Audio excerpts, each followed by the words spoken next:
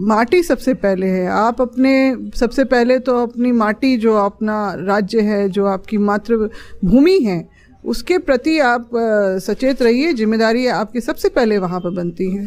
और जनप्रतिनिधियों से और बाकी जितने भी, जो चाहे वो विधायक हो या मंत्री हो, पुल पुलिया और इस तरह की योजनाओं को उसकी लिए आपको नहीं बनाया गया है। आप पॉलिसी मेकर्स हैं।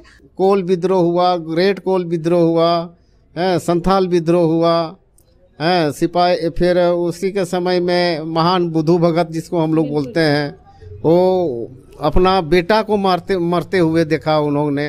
मतलब कितना दारुण, मतलब जिसको बोलते हैं अंदर से उस समय का जो लोग इस ज़मीन को बचाने के लिए लड़ा होगा। तो ये 9 भाषा तो झारखंड में ही है ना, हमारा बिहार में थोड़े है। तो यहाँ के जो लोग हैं, यहाँ की जो ज़मीन खतियान है, खतियान हर आदमी का खतियान ही वहाँ का बोध होता है, मतलब वहाँ का पहचान दिलाता है कि हम वहाँ के हैं। शाही आंदोलन की आग बोकारो और धनबाद से निकलकर अब पूरे झारखंड में फैल गई है। राजधानी रांची में कई संगठन मिलके मीटिंग कर रहे हैं कि आगे की रणनीति क्या होगी। और चूँकि राजधानी ऐसा इलाका है जहाँ से अगर कोई आंदोलन शुरू होता है तो व्यापक रूप से पूरे झारखंड में फैलती है, झारखंड से बाहर भी जाती है।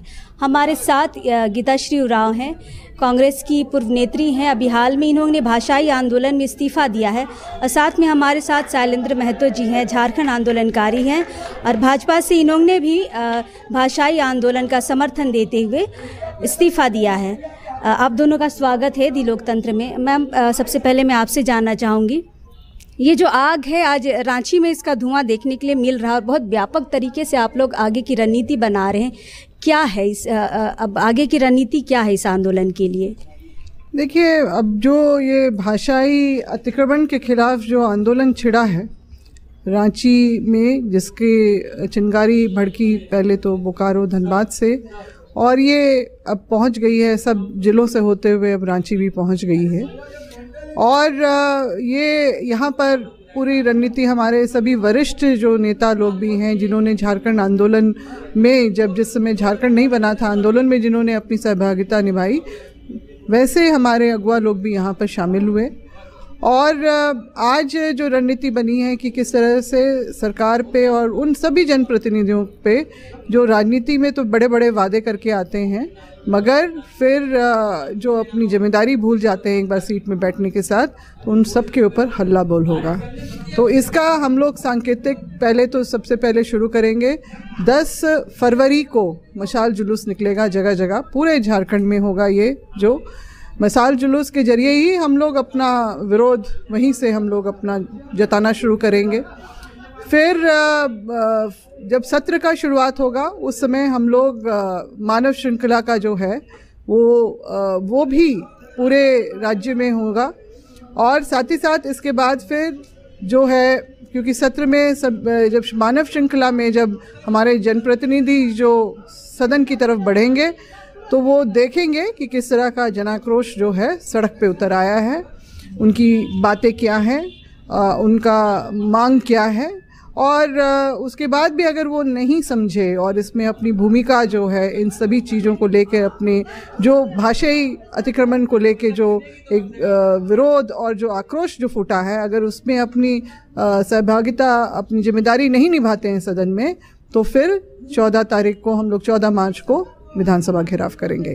और ये तब तक ये आंदोलन चलता रहेगा जब तक कि सरकार जो है हमारी इन जन भावनाओं को और झारखंडी के हक अधिकार को लौटाने का काम नहीं करती है। ये हमारा अधिकार है, संवैधानिक रूप से हमें मिला है, और ये पूरे देश भर में, और ये संविधान को संवैधानिक अधिकार हमको देना ही पड़ेगा। नहीं तो हमारी रूपरेखा आगे भी है आंदोलन को चलाते रहने की। और फिर हम लोग तब तक दम नहीं लेंगे जब तक ये सारी बातें हमारे झारखंडियों के हित में नहीं जाती हैं। बिल्कुल बिल्कुल। अगर हम सरकार की बात करें तो हेमंत सरकार ये कहती है, अगर वो चुनाव से पहले भी ये कह रहे थे कि 1932 हमारा मेन मोटिव रहेगा चुनाव के लिए, यहाँ की भाषा मेन रहेगी। इन सबको दरकिनार करते हुए उन्होंने सिर्फ और सिर्फ बाहरियों को बसाने का काम किया है, बाहरी भाषा को बसाने का काम किया है। और आप एक लंबे समय से इस सरकार का हिस्सा रही हैं, उसके बाद आपने भाषाई आंदोलन के लिए इस्तीफ़ा दे दिया। मतलब ये दुख कैसे हम समझे आपका जो आप ये दुख आपने ये दिखाया है इस्तीफ़ा देके, जनता इसको कैसे लेगी? देखिए, जब मैं विधायक बनी थी 2009 में, जब मैं जीती थी, तो उस समय भाजपा की ही सरकार थी यहाँ पर। उसके बाद भाजपा की सरकार यहाँ पर आई और उसके बाद भाजपाई मतलब अगर हम लोग झारखंड का इतिहास देखें, जो अलग झारखंड का जो निर्माण हुआ, उसमें भाजपा की सरकार लगातार रही। और मैं इस बात की साक्षी हूँ कि 2011 में इन जो बाहरी भाषाओं को लेके जो हंगामा मचा था सदन में, तो मैं भी इन जो बिहारी बोलियाँ जो हैं, जो भोजपुरी, मगही और अंगिका तो अभी बैकडोर से भी घुसाया गया है, मैथिली भी उसमें शामिल करने की जोरदार जो मांग उठ रही थी, उसका विरोध हमने किया और उसको रोका। मगर दुर्भाग्य से जो है उड़िया और बंगला भाषा को भी राजभाषा का दर्जा दे दिया। मैंने उस समय जो तत्कालीन मुख्यमंत्री थे अर्जुन मुंडा जी से मैंने इस बात का विरोध अपना दर्ज किया और उनको कहा भी कि आप इस तरह से मत कीजिए, क्योंकि आखिरकार जब झारखंड बना है तो हमारे जो अपने झारखंडियों की अपनी जो भाषा संस्कृति है उसको संरक्षण मिलना चाहिए और उसी के ऊपर ही काम होना चाहिए। हम अपने इस जो हिस्सेदारी में सेंधमारी ये होगी, उसको हम लोग सही तरह से नहीं देखते हैं। बिल्कुल। दादा, आप आंदोलनकारी रहे हैं। झारखंड अलग राज्य जब बन रहा था उस वक्त भाषा को भी इस पे रखा गया था कि हमारी भाषा बिहार से अलग है, यहाँ का पहनावा अलग है, यहाँ का रहन सहन अलग है, भाषा अलग है। और खतियान की जो बात उसी समय से चली आ रही है। झारखंड बनी 21 साल हो गए हैं, अब तक 32 तो बना नहीं, लेकिन अब भाषा पे अतिक्रमण हो रहा है। एक आंदोलनकारी की नज़र से आप कैसे देखते हैं? आप उस समय के समय को भी देखे थे, आप वर्तमान समय को भी देख रहे हैं। आयस्क पात्रे पयापानम साल पत्रे भोजनम शयनम खरजुरी पत्रे झारखंडे विधीयते। ये हमारा धर्मशास्त्र में है, इतिहास है और ये चले आ रहा बरसों बरसों से। ये संस्कृत में यह श्लोक है और कबीरदास ने भी कहा था, कब से छोड़ा मथुरा नगरी, कब से छोड़ा काशी, झारखंड में आओ विराजो वृंदावन के वासी। अच्छा। तो कबीरदास ने जो बोला वृंदावन में के वासी, तो उन लोग जो वृंदावन से भी जो लोग हैं, जो मरण में आप देखते होंगे ये सब बजाता है ना। अच्छा। उन लोग भी यहाँ की भाषा संस्कृति में सब पच खप कर झारखंडी हो गया। चैतन्य महाप्रभु जब बंगाल के नदिया से जब मथुरा चले तो बोला था, मथुरा जाबार काले आसी झारखंडो मिली लो, लोक तहा प्रोमो आनंदो। मतलब उस जमाने में कब 1400 शताब्दी की बात है और उस शताब्दी में उस समय वो मथुरा गए थे, तो यहाँ के लोगों में बहुत सुखी संपन्न यहाँ के लोग मतलब अच्छे ढंग से रहते थे। लेकिन धीरे धीरे जब यहाँ पर औद्योगिक क्रांति हुई, जिसमें HEC बना, उसमें बोकारो बना, हमारा आदित्यपुर इंडस्ट्रियल एरिया बना और कई टेल्को वगैरह कारखाना, छोटा छोटा कारखाना, एग्रीको हुआ और टिन प्लेट वगैरह, ये सब तमाम चीज़ें यहाँ बनने लगी और लोग 1970 दशक के बाद लोग आना शुरू किया है, उसके पहले नहीं था। और अब हम देखते हैं कि भाषा की विविधता है हमारा देश में। आप साउथ में जाइए, किसी की कन्नड़ है, किसी का तेलुगु है, किसी का मलयालम है तो किसी का ये तमिल है, तो उसी तरह बंगाल है, उड़ीसा है, बिहार है, सभी की अपनी अपनी भाषा है। तो हर राज्य की अपनी एक भाषा है और वो भाषा वहाँ का अस्मिता बनाती है, पहचान बनाती है। अब बिहार में जाओगे तो 4 भाषा मिलेगा, भोजपुरी, अंगिका, मगही और मैथिली, तो लोग समझ जाएगा कि ये बिहार का आदमी है। अब हमारा यहाँ पर भाषा है उरांव, मुंडा, संथाल, हो, खड़िया, कुरमाली, नागपुरी, खोरठा और ये क्या कहते हैं पंच परगनिया। तो ये हमारी 9 भाषा है। तो ये 9 भाषा तो झारखंड में ही है ना, हमारा बिहार में थोड़े है। तो यहाँ के जो लोग हैं, यहाँ की जो ज़मीन खतियान है, खतियान हर आदमी का खतियान ही वहाँ का बोध होता है, मतलब वहाँ का पहचान दिलाता है कि हम वहाँ के हैं। कल एक आदमी नौकरी करने चले आएगा, फिर 3 साल के साथ यहाँ से भाग जाएगा, कहीं ना कहीं ट्रांसफ़र होगा ना।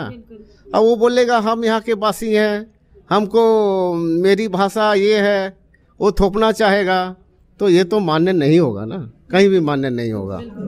तो ये प्रॉब्लम है, यही समस्या है। मैम, ये स्पष्ट नहीं हो पा रहा है कि बिहारियों से दिक्कत है या बिहारी भाषा से दिक्कत है। मेन तो है लोगों से, व्यक्ति से, उनकी बोलियों से क्या हो सकता है। बोली वो अपने बोले, अपने घर में बोले, अपने समुदाय में बोले, मगर जिस तरह से ये अपनी सब भाषाओं को यहाँ पर थोपने की जो इन्होंने काम किया है, कोशिश तो बहुत लंबे समय से चल रहा था और अभी ये आखिरकार इसमें कामयाब हो गए हैं। तो व्यक्ति ही समाज को जिस तरह से अपना परिभाषित करता है अपने जो एक्शन से, तो यहाँ पर वही बात आ जाती है कि आप मतलब जब झारखंड बना तो यहाँ की अपनी जो मिट्टी की खुशबू है, जो भाषा, संस्कृति, परंपरा हमारी, अब देखिए कहीं से भी मेल नहीं खाता है बिहार के उनकी परंपरा संस्कृति से। तो इसी के लिए ही तो हमारे पूर्वजों ने, अगुवाओं ने जो है इसका विरोध किया और संघर्ष किया इतना लंबा, 100 साल से भी ऊपर बताते हैं। 1912 में शायद शुरू हुआ, दादा बताएंगे कि 1912 से शुरू हुआ और 2000 में जाके ये ख़त्म हुआ संघर्ष। और इस बीच में जितना भी हमारे पूर्वज, अगुआ सब जो रहे हैं, उन्होंने कितनी मुश्किलों का सामना किया, मगर अलग झारखंड राज्य बनाने में सफल हुए। आज हम लोग देखते हैं कि जिन चीज़ों से अपने आप को अलग करने के लिए सामाजिक, आर्थिक और राजनीतिक जो शोषण जो लगातार देखते रहे नए आज़ाद भारत में भी, तो वो सब चीज़ का खिलाफ ही ये बना सब कुछ, जो एक अलग हम लोग पर पार्टी बनाने की यहाँ पर बात हुई थी। और मगर वो धूमिल हो गया, सब इसमें मिट्टी फेर दिया गया। अभी हाल में जो स्थितियाँ उत्पन्न हुई हैं, एक से एक ऐसे फैसले आ गए हैं जो हमें, हमारी अस्मिता को, हमारी पहचान को चुनौती देते हुए हैं। और जो सारी बातें जो आज तक ये हमारे माननीय मुख्यमंत्री वर्तमान में जो हैं, उन्होंने भी इन सब बातों को रखा था चुनाव में से पहले कि जब हम आएंगे तो 1932 का खतियान ही आधार होगा यहाँ की झारखंडियत को तय करने का, उसकी पहचान को बनाने का। मगर वो तो हुआ नहीं है। उससे पहले प्रवासियों के लिए फैसला ले लिया जाता है कि 32 का खतियान की अर्हता ख़त्म की जाएगी। उसके बाद भाषा को क्षेत्रीय भाषा के आधार पे, मतलब जिन बोलियों को बिहार में मान्यता नहीं है क्योंकि वो बोलियां हैं, उनकी कोई लिपि नहीं है। और संविधान के 8वीं कंडिका में भी देखिए ये बोली की श्रेणी में आते हैं, मगर ऐसे इन लोगों को यहाँ पर घुसाया गया है। तो निश्चित रूप से जो लोग हमेशा हम लोग को प्रताड़ित करते रहे और उनकी मानसिकता भी जो रही कि झारखंड देखिए अलग बन गया, मगर वो हजम नहीं कर पाए इस बात को कि झारखंड जैसा ऐसा समृद्ध क्षेत्र जो है हमारे अपने हाथ से निकल गया। तो फिर अब ये सोचे समझे उस अपनी जो मानसिकता के तहत इन लोगों ने भाषा के जरिए यहाँ पर घर घर में और हमारे अपने जो पेट हम कहेंगे रोजगार तक घुसने का काम किया है, जिसमें निश्चित रूप से जो झारखंडी जो युवा है, जिसको बिहार में आप देखिए जब भी वो जाता है वहाँ क्वालिफाई करता है तो किस तरह से प्रताड़ित करके उसको भगाया जाता है, मार पीट के भगाया जाता है। 2021 में जमुई का मामला है जिसमें वो क्वालिफाई हो गया, उसके मुंह पे वो चिट्ठी मारी जाती है कि तुम्हारी काउंसलिंग इसलिए रद्द की जा रही है क्योंकि तुम झारखंड के निवासी हो, ये स्पष्ट रूप से लिखा गया है। और अभी हाल फिलहाल में 4-5 दिन पहले ये फिर घोषणा करती है बिहार सरकार कि जो बिहार में जितनी भी नियोजन है वो बिहारियों के लिए है। बिल्कुल बहुत सही है, ये होना ही चाहिए, यही तो होना चाहिए राज्य सरकार का काम कि वो सबसे पहले अपने राज्य के निवासियों के हक अधिकार को वो उसको संरक्षित करे, उसको संरक्षण दे। ये पहला होना चाहिए। जो हमारे अपने यहाँ पर जिस तरह का सारा माहौल बन गया है, जिस तरह के मुख्यमंत्री भी पता नहीं किस दबाव में रहते हैं, उनको तो ये सारा दबाव का तो एक पोस्ट ही है, मगर उनको सबसे पहले यहाँ के लोगों को हित को ध्यान में रख के फैसले लेने चाहिए। मगर बिल्कुल इससे उल्टा हो रहा है। आखिर हम लोग कब तक इसको बैठ के देखते रहेंगे? मैम, इस आंदोलन में एक नारा बहुत चल रहा है कि पहले माटी की बात होगी, उसके बाद पार्टी की बात होगी, और आप दोनों ने ये दिखा दिया कि पहले हम माटी की बात करेंगे, उसके बाद पार्टी की बात करेंगे। इसको आप कैसे देख रहे हैं? और जो हमारे और भी जो विधायक है, जो नेता है, जो हमारी माटी से जुड़े हुए हैं, उनको क्या कहेंगे आप? नहीं, देखिए, माटी सबसे पहले है। आप सबसे पहले तो अपनी माटी, जो अपना राज्य है, जो आपकी मातृभूमि है, उसके प्रति आप सचेत रहिए। जिम्मेदारी आपकी सबसे पहले वहाँ पर बनती है। और जनप्रतिनिधियों से और बाकी जितने भी, जो चाहे वो विधायक हो या मंत्री हो, पुल पुलिया और इस तरह की योजनाओं को उसके लिए आपको नहीं बनाया गया है। आप पॉलिसी मेकर्स हैं। आप पॉलिसी मेकर्स के बतौर आप लोग सदन में बैठते हैं तो आपका उन हर चीज़ पे नज़र होनी चाहिए जो झारखंडी के अहित में ली जा रही है। और यहाँ के मतलब अधिकार, झारखंडियों का जो अधिकार अगर संरक्षित नहीं होता है तो आपकी नैतिक जिम्मेदारी बनती है कि आप इसका विरोध करें। विरोध तो दर्ज करें कम से कम। आप चुपचाप बैठे, आप मूक दर्शक बैठे रहते हैं और मौन स्वीकृति दे देते हैं कि क्या करें। आखिर आप आए क्यों है राजनीति में? राजनीति का एक ऐसा मजबूत आधार है जो आपको अधिकार देता है कि आप अपने समाज के लिए, अपने राज्य के हित में आप लड़ सकें और वो उसको संरक्षित कर सकें। मगर अफसोस मैं ये देख रही हूँ कि चाहे वो कोई भी पार्टी हो, यहाँ सिर्फ नफ़ा नुकसान की ही राजनीति चलती है और बस उसी पे आधारित है सब कुछ। मैंने ऐसे बहुत सारे लोग देखे हैं जिन्होंने, जब मैं 2011 में अपना विरोध दर्ज कर रही थी तो भाजपा के ही बहुत सारे विधायक मेरे पास में आए। उन्होंने कहा, मैडम बिल्कुल बहुत सही है, आप एकदम स्टैंड पे बने रहिए, हमारी मजबूरी है कि हम आपको सदन में हम समर्थन नहीं दे पाते हैं। तो मैं तो उनका मुंह ही देखते रह गई कि आखिर किस तरह की ये लोग राजनीति करते हैं। मैंने तो उनसे बस इतना ही कहा था कि पार्टी लाइन मेरी भी है, मगर मेरी पार्टी अगर मेरी भावनाओं को नहीं समझ सकती है और अगर मुझे रोकती हो तो फिर ऐसी राजनीति से गुरेज है। मगर उस समय मैं हमेशा अपनी डटी रही। मैं एक विपक्ष की विधायक थी और मैंने लड़ झगड़ के अपने क्षेत्र के लिए भी जब काम किया, और जब मुझे मंत्री बनाया गया तो मेरा जो एक जिम्मेदारी जो राज्य स्तर पे बनी, तो उसमें भी मैंने इन सब बोलियों को सरकारी प्रक्रिया में लाने से मैंने उसको रोका।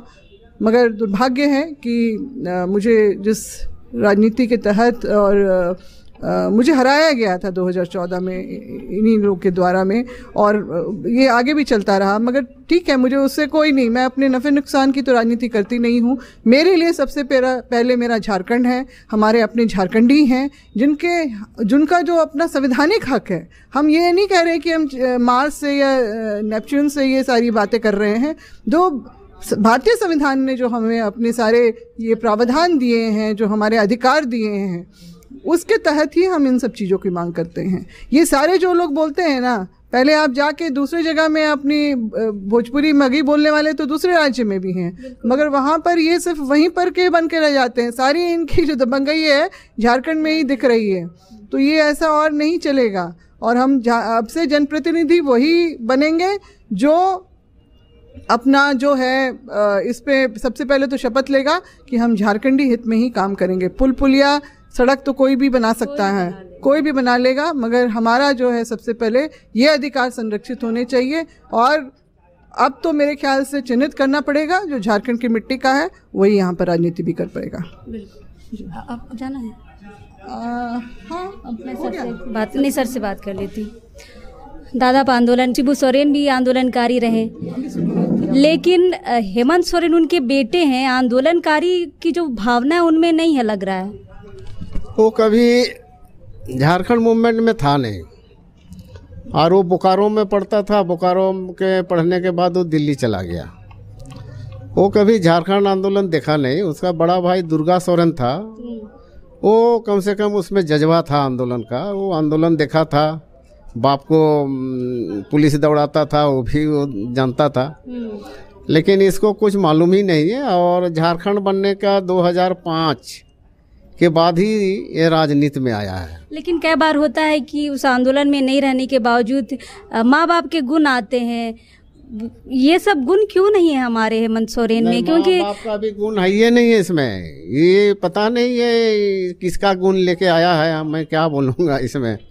अब इसमें है ही नहीं। वो झारखंडी खून भी एक होना चाहिए ना आदमी को, एक गुस्सा कि हमारा प्रदेश को, जैसे हमारा देश का जो भी स्वतंत्रता सेनानी लोग था, अब वो जलियांवाला बाग में जो गोली चलवाया था, उसका क्या नाम था, ये जनरल डायर।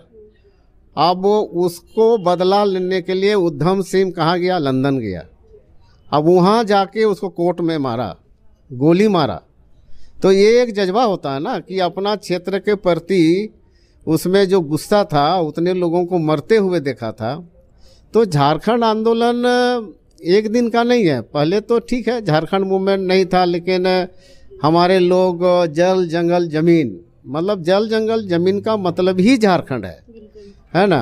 अब उसकी रक्षा के लिए हमारे बहुत से लोग, अब हमारे सिद्धू कानू, उसके पहले चुआड़ विद्रोह हुआ है, उसके पहले धालभूम विद्रोह हुआ। कहा कि अंग्रेज धालभूम की ओर से ही घुसा था, मतलब मेदिनीपुर के रास्ते से उन लोग धालभूम सिंहभूम होते हुए रांची आया, फिर जहाँ तहाँ फिर उन लोग अपना अपना राज कायम किया। तो उसके खिलाफ में हमारे उस समय के कोल विद्रोह हुआ, ग्रेट कोल विद्रोह हुआ, संथाल विद्रोह हुआ, सिपाही, फिर उसी के समय में महान बुद्धू भगत जिसको हम लोग बोलते हैं, वो अपना बेटा को मरते हुए देखा उन्होंने। मतलब कितना दारुण, मतलब जिसको बोलते हैं अंदर से उस समय का जो लोग इस ज़मीन को बचाने के लिए लड़ा होगा, तो मैं तो कभी कभी कल्पना करता हूँ तो आँख से आंसू भी निकलता है। और मैं इसीलिए एक किताब लिखा, झारखंड में विद्रोह का इतिहास, और उस इतिहास ये प्रभात प्रकाशन ने छापा है, ये स्टेशन रोड में उसका ऑफिस है। तो सारे चीज़ों को मैं इसलिए लिखा कि लोगों को जानना चाहिए कि झारखंड के लोगों ने कितना बलिदान दिया। फिर अलग राज का बात, मतलब का बिरसा मुंडा ने अबुआ दिसुम अबुआ राज, वहाँ से शुरुआत होता है। फिर 1912, उसके पहले हमारा 1908 में CNT एक्ट बनता है। उसके पहले ही ये आपका SPT एक्ट बना था सिद्धू कानू मूवमेंट के बाद 1855 में, है ना, और ये 1908 में। और बंगाल अधिनियम के अंतर्गत आपका बिहार और उड़ीसा अलग होता है। तो हमारा जो झारखंड क्षेत्र था, कुछ रख लिया बंगाल ने, कुछ रख लिया बिहार ने, कुछ रख लिया उड़ीसा में। हम लोगों को तो उपनिवेश बना दिया ना। मतलब एक उपनिवेश का पहचान ये होता है कि उस क्षेत्र के लोगों के द्वारा शासित नहीं होना। और झारखंड बनने के बाद भी 21 साल में यही गतिविधि झारखंड में है।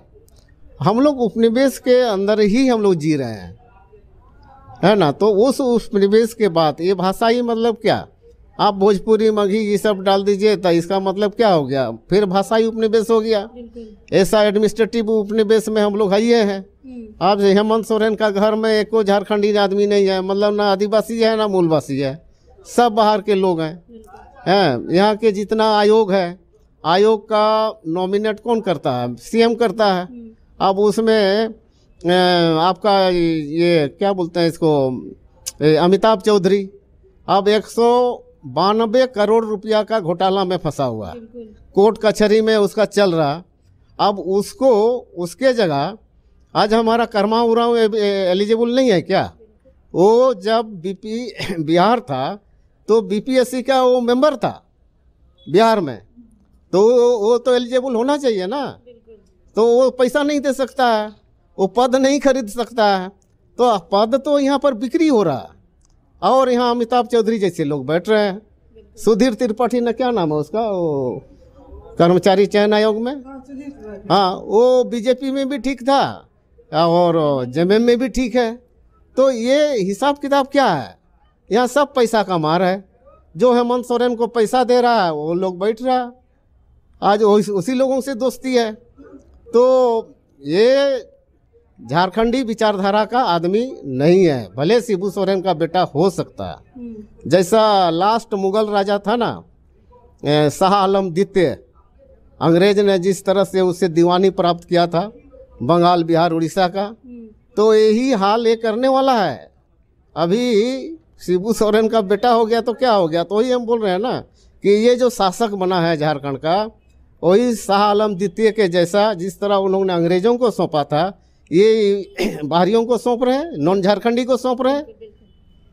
दादा, यहाँ जिस तरह से आप लोग एकजुट होकर भाषाई आंदोलन का समर्थन कर रहे हैं, एक और गुट है जो भाषा आंदोलन का विरोध करता है और डंके की चोट पर ये कह रहा है कि 1932 लागू होने नहीं देंगे। क्या कहेंगे आप इस पे? 1932 कैसे? उसका बाप का है, जो बोल रहा है उसका बाप का है, मेरा बाप का है, झारखंडी लोगों का बाप का है। हमारा यहीं पर मरण है, यहीं जन्म है, यहीं का भाषा है, यहीं का संस्कार है। मेरा माता पिता से लेके 5000 साल का इतिहास सब पढ़िए। यहाँ पर कौन कब आया, क्या आया, वो तो स्पष्ट है ना। अब वो यहाँ इंडस्ट्रियलाइजेशन हुआ, औद्योगिक के उसका निर्माण होने लगा, आप आए हैं, आप बोलिएगा हम यहाँ के मूलवासी हैं। कैसे मूलवासी हो जाइएगा? खतियान दिखाओ। उसी से तो वो लोग डर रहे हैं, 1932 से ही तो डर रहे हैं। तो हम तो, हमारा जब बिहार था तो खतियाने के आधार पर ही यहाँ पर हमारा क्या कहते हैं, जाति सर्टिफिकेट बनता था, नहीं तो बनता तो नहीं था। हाँ, तो बिहार का बनाया हुआ कानून है ना, हमारा अलग से क्या है? तो और बिहार से ही ना हम अलग हुए हैं, तो बिहार का जो वहाँ पर स्थानीय नीति है उसी को लागू करो ना। है तो बाबूलाल मरांडी उस समय क्या किया था? जो बिहार का जो स्थानीय नीति है उसी को लागू किया था। डोमिसाइल, स्थानीय का मतलब ही डोमिसाइल है। और सुप्रीम कोर्ट का एक जजमेंट है कि एक आदमी 2 जगह का डोमिसाइल नहीं ले सकता, 2 राज्य का। राज डोमिसाइल होता है और सिटीजन देश का होता है। नागरिकता जो होगा वो देश का होगा और डोमिसाइल स्टेट का होगा। इसीलिए क्या कहते हैं, ये राजस्व और भू मंत्री जो होता है वो स्टेट में होता है, सेंट्रल में नहीं होता। उसका मंत्रिमंडल वहाँ नहीं है, यहीं पर है। तो हमारा जो स्थानीय नीति, यहाँ के जो खतियानधारी है वही होगा ना। जब बिहार में था तो अभी करो, क्यों नहीं होगा? मतलब वहाँ भी मेरा, यहाँ भी मेरा, ये नहीं चलेगा। लोग लड़ेंगे मरने के लिए, यहाँ लोग मरे हैं, आंदोलन किया है। अब भाषा के लेके खरसवा में 1000 से ऊपर लोग मरा था। उड़ीसा को जब ये लोग उड़िया भाषा को जब लाया जा रहा था वहाँ पर, तो ये हिस्ट्री है यहाँ पर। और झारखंड आंदोलन में भी लोग मरा है। इसके जैसा दब्बू आदमी थोड़े है हेमंत सोरेन के जैसा है, वो तो हमको चचा ही बोलता है। तो ये ऐसा बेटा लोग से ये राज नहीं चलने वाला है ना। तो हम वही कहना, तो आप अपना बेटा को कुछ सलाह देंगे? आप बेटा को तो हम बहुत बार सलाह दिए हैं। हम तो बाद में तो हमको एक बार बोला था कि चाचा आके थोड़ा सा कुछ बताइए, और हम बोले जब बुलाओगे आएंगे, लेकिन वो कभी बुलाया नहीं, कभी नहीं। हाँ, हम बोला हम तुमको बताएंगे, हम बोला रूल्स क्या क्या है, ये सब वो सब बताएंगे। CNT एक्ट का गेजेटियर में कहाँ क्या लिखा हुआ, एक तो गेजेटियर कभी पढ़ा है वो है? गजेटियर्स में ही ना झारखंड का हर जिला का अलग अलग चीज़ लिखा हुआ है, तो इसको पढ़ना पड़ेगा। और हमारे यहाँ पर CNT SPT एक्ट को पढ़ना पड़ेगा। यहाँ पर बाहर के लोग तो इसको बेवकूफ़ बनाता है ना, जो वकील लोग हैं। हम तो देखे हैं, कोई सुने हैं जो वकील स्थानीय नीति का लागू विरोध किया था उस समय कोर्ट में, और वही उसका आज सुनते हैं सरकारी वकील है। अच्छा। तो ऐसा चलेगा राज? ऐसा होता है क्या? जो मेरा दुश्मन है अब उसी को लेके हम चल रहे हैं। हाँ, राजीव रंजन क्या नाम है? हाँ, वो पहले जब उस समय गुप्ता जी चीफ जस्टिस थे ना, तो स्थानीय नीति लेकर के जब बवाल हुआ था तो हाई कोर्ट में मामला चला गया था, तो राजीव रंजन ही विरोध किया था। अभी तो महाधिवक्ता है सरकार की। हाँ, तो वही चीज तो आदमी नहीं पहचानोगे तो ही होगा। ये लोग गलत गलत तुमको उपदेश देगा, गलत गलत चीज बताएगा, जिससे यहाँ झारखंड का, ये लोग तो झारखंड में कमाने खाने आया है ना। बिल्कुल बिल्कुल। पेट पालने तो माननीय मुख्यमंत्री हेमंत सोरेन से हम कहना चाहेंगे कि आपके चाचा जी आपको कुछ सलाह दे रहे हैं, उनको मानिए। और झारखंडी जनता जो चाह रही है भाषाई आंदोलन में जो अतिक्रमण हो रहा है भाषा का, उसको जल्द से जल्द इस पे विचार करके उसको हटाया जाए। झारखंडी जनता आपसे यही उम्मीद कर रही है, और लोग आपसे चाह रहे हैं कि आपको जिस भरोसे से या जिस उम्मीद से आपको सत्ता सौंपी गई है उसको आप अच्छे से करें।